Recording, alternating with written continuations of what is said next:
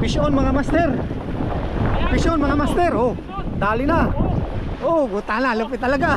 Ayos na yung ating DIY na ginawang yapak. 'Di ba?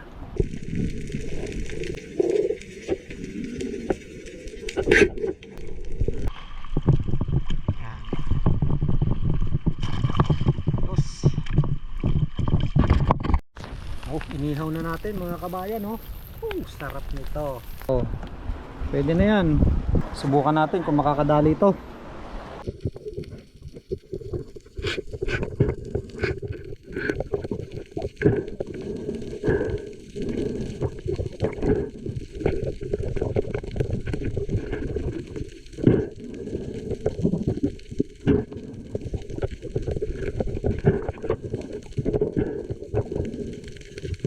Sa sobrang layo nga pala ng aking pinanggalingan ay nakalimutan ko pa yung isa sa pinaka-importante para makalangoy mga kabayan. Nakalimutan ko yung aking pins. Kaya naman hindi ako papayag na hindi ako makasisig ngayon. Kaya ako yung nag-DIY ng yapak. Sanay din naman akong gumamit ng ganyan mga kabayan.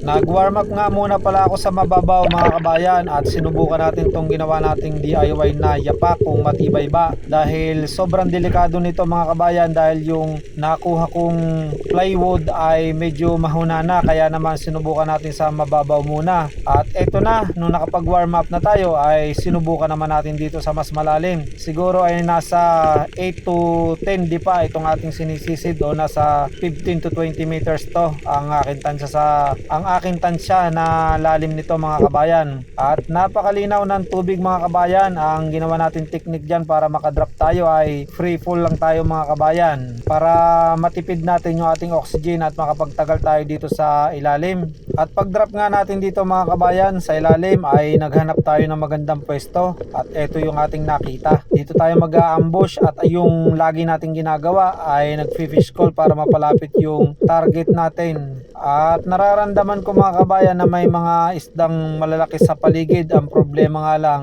hindi ko sila mapalapit ng husto sa akin mga kabayan dahil kapag nauunahan nila ako ng tingin ay agad silang bumabalik at pumupunta sa malalim mga kabayan. Napakarami nga palang mga isdang maliliit. Yan nga pala yung hinahunting ng mga talakitok dito sa spot na ito. At hindi ko na nga pala kinaya at umangat na ako.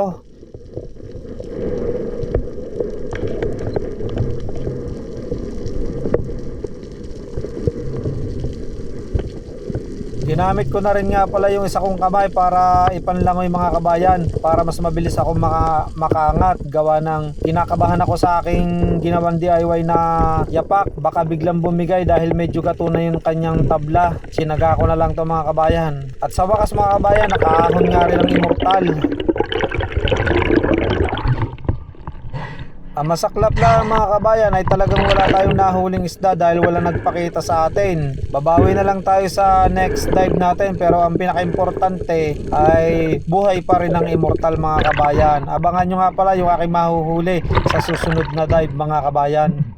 At shout out nga pala muna kina Fidel Tolentino Andal Jr., yung Spiro din diyan sa Ilihan na ating nakilala, at saka kay John Michael Blanco Ahmad.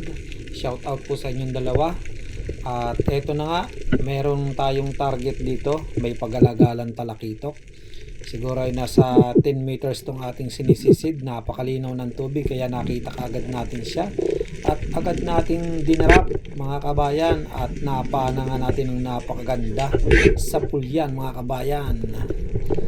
At pagkapana nga natin dyan mga kabayan ay kinuha ko na kaagad yung ating tali at balak pang isabit kasi sa bato mga kabayan. Gusto niya sumuksok doon sa ilalim ng bato mga kabayan, kaya naman hindi ko na pinagbigyan at hinata ko agad yung ating tali para hindi na makasuksok sa bato at hindi na tayo mahirapan pa.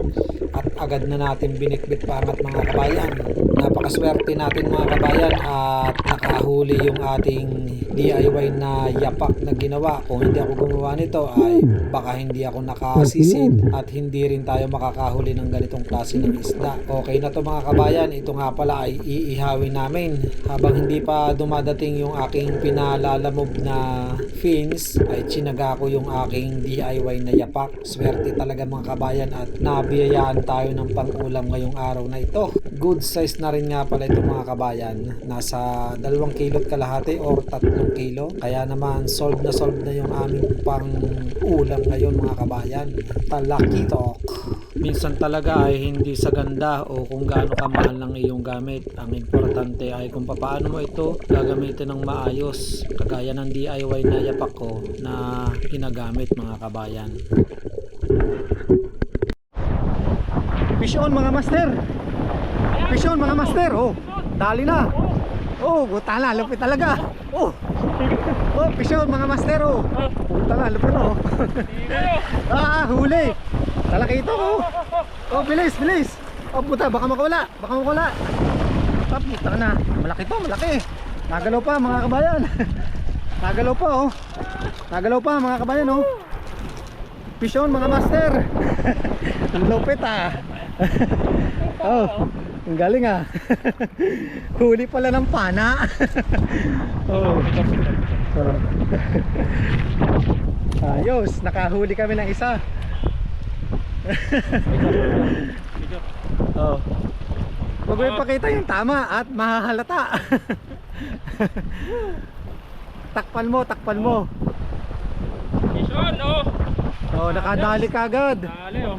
Hindi, taktuban mo yung butas. Ano? Kita yung butas eh. So yun mga kabayan, nakadali ka agad oh. Fish on, fish on. Kita, kita, kita. Kita ang butas. Yan. Oo. Oh. Yan, oh. Oh, kita mo na, nakadali ka agad yung kanyang ano, pang-awel. Ayos. Kumain na to. Oh, malupit na lang kumain oh. Ayos. Kadali ka agad si Mang Yanggala. Ano ba yan? May pang-ulam na kagad. Ang galing. Oh, ito yung ating yapak mga kabayan oh. Lupit. Oh, inihaw na natin mga kabayan oh. Sarap nito. Balik rin natin, baka masobrahan naman sa kabila. Yeah. Ah, ufoy. Yun oh, mga kabayan oh. Nagmamantika oh. Sarap.